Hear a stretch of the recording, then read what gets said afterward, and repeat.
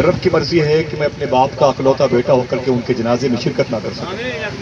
یہ وہ کہتے ہیں کہ تنہائی میں روتے بھی بہت ہیں، اور انشاءاللہ 16 تاریخ کو بغداد شریف سے گدی کو واپس جانا بھی ہے۔ معلوم ہے خدا کی قسم ظاہری طور پر تو ان کی آنکھ میں روشنی نظر نہیں آتی، لیکن ایسا بھی کہا گیا نا کہ ایسا میرے حضور کئی بار ہو گیا، آنکھیں تھی بند آپ کا دیدار ہو گیا۔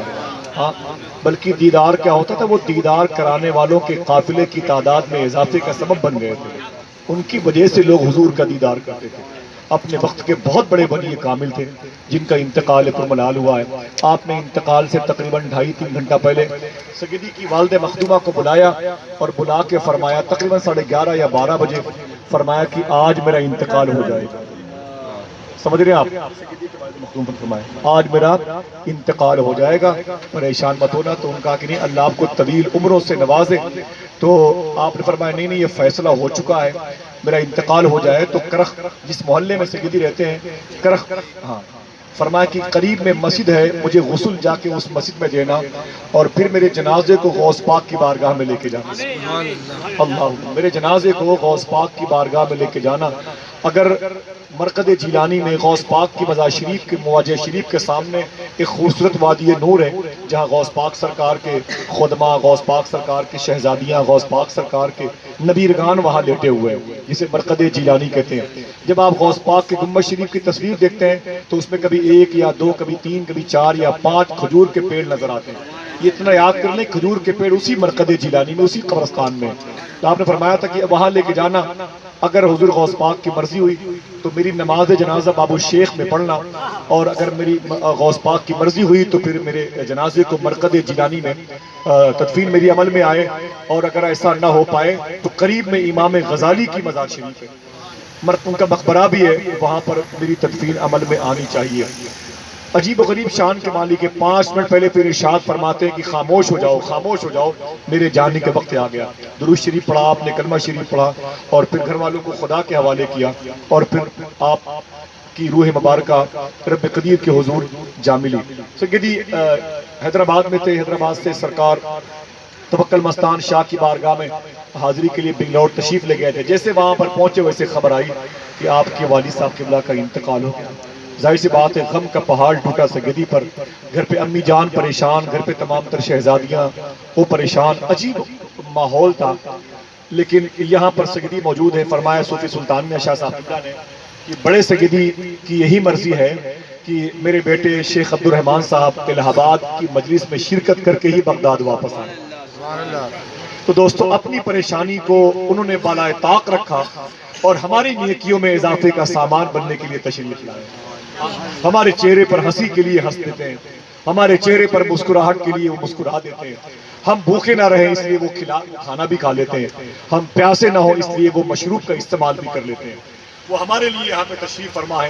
ہماری اور آپ کی ذمہ داری بنتی ہے کثرت سے اپنے اوراد و وظائف کو ان کے جد کریم، ان کے بابا حضور کی روح کے احسان ثواب کے لیے آپ اپنے آپ کو قلبی طور پر اور روحانی طور پر تیار کریں اور دعا کریں کہ اللہ سیدی کے والد صاحب قبلہ کے درجات میں جو بلندیاں عطا فرمائے، اس کا فیض سیدی کو اور سیدی کے گھر والوں کو بھی عطا فرمائے۔ دل سے آمین کہیں۔ اس عرص پاک کو فرمایا صوفی صاحب نے مغرب کی نماز کے بعد مجھ سے، میں ٹوٹ گیا، سیفی کہتے ہیں میں ٹوٹ گیا، بڑے سیدی کے انتقال پر میرا دل بڑا بوجھ محسوس کرتا ہے۔ فرماتے میں نے ہزاروں بڑے بڑے اولیاء کرام کو دیکھا پورے ملک میں، لیکن میں نے ایسا ولی نہیں دیکھا، اللہ اکبر، ایسا ولی نہیں دیکھا خدا قسم۔ اور خود سیدی فرماتے ہیں میرے والد صاحب کا مقام میں جانتا ہوں کتنا بلند تھا۔ سبحان اللہ۔ روزانہ شام کو 4 بجے گھر سے نکلتے تھے، حضور غوث پاک کی بارگاہ میں تقریباً 4-5 گھنٹہ قیام کرتے تھے، اس کے بعد غوث پاک کی بارگاہ سے واپس آتے تھے۔ جس کو ایک مرتبہ دیکھ لیا ہے 20 سال کے بعد بھی اس کا نام اس سے پہلے وہ بتا دیتے تھے۔ ہاں الحمدللہ رب العالمین، جن لوگوں نے زیارت کی ہے اللہ ان کی آنکھوں کے صدقے میں ان کے دل میں روشنی عطا فرمائے اور سب کو حضور غوث اعظم سرکار کی محبت پیدا فرمائے۔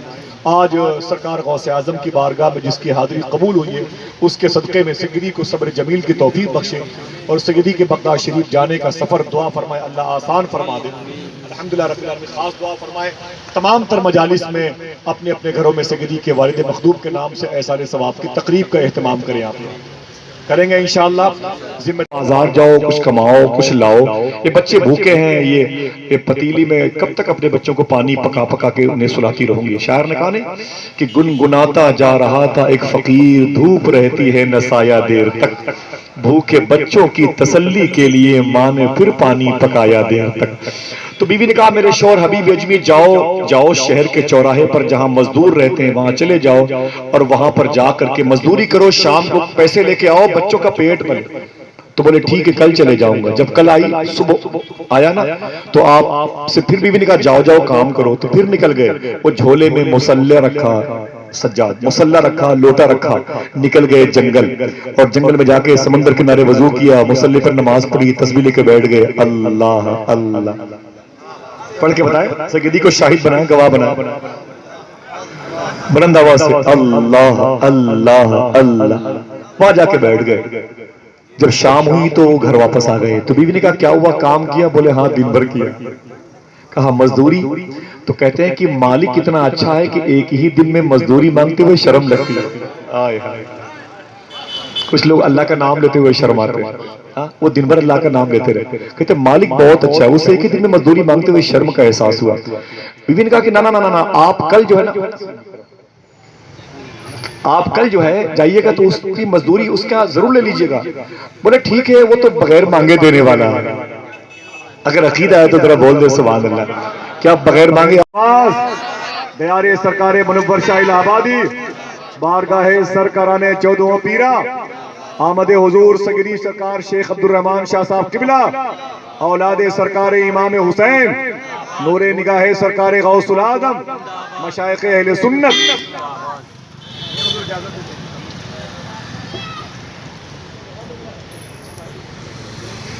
در حضور پہ ایک روز جانا چاہتا ہوں. شاداب ایک شعر پڑھتا ہوں. در حضور پہ ایک روز جانا چاہتا ہوں، بگڑ گیا ہے مقدر بنانا چاہتا ہوں. بہت دنوں سے تڑپتی ہیں حسرتیں میں، حضور آپ کو گھر میں بلانا چاہتا ہوں. میں کم سخن ہوں نہیں بولنے کا شوق مجھے، نبی کے ذکر کا لیکن بہانا چاہتا ہوں. میں کم سخن ہوں نہیں بولنے کا شوق مجھے، میں کم سخن ہوں نہیں بولنے کا شوق مجھے.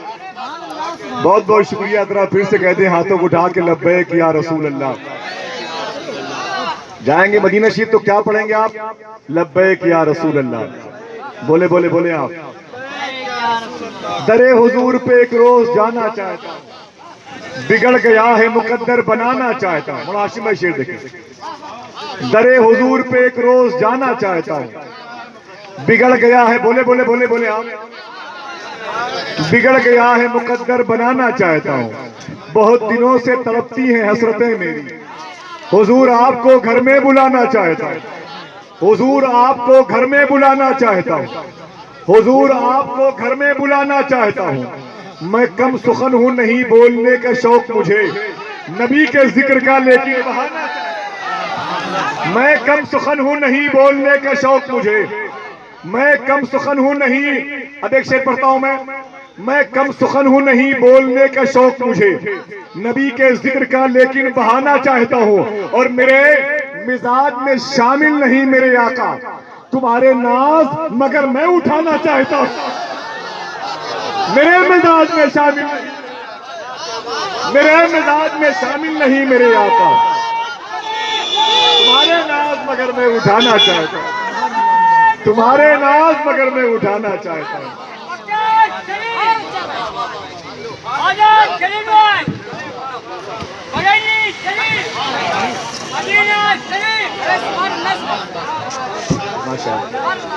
در حضور پہ ایک روز جانا چاہتا ہوں، بگڑ گیا ہے مقدر بنانا چاہتا ہوں. بہت دنوں سے تڑپتی ہیں حسرتیں میری، حضور آپ کو گھر میں بلانا چاہتا ہوں. میرے مزاج میں شامل نہیں میرے آقا تمہارے ناز، مگر میں اٹھانا چاہتا ہوں. میں کم سخن ہوں نہیں بولنے کا شوق مجھے، نبی کے ذکر کا لیکن بہانا چاہتا ہوں. نبی کے ذکر کا لیکن بہانا چاہتا ہوں. بہت بہت شکریہ. میں گزارش کروں گا جناب محترم غلام نور مجسم صاحب قبلہ سے وہ تشریف لائیں. یہاں تو ہم تھے نا.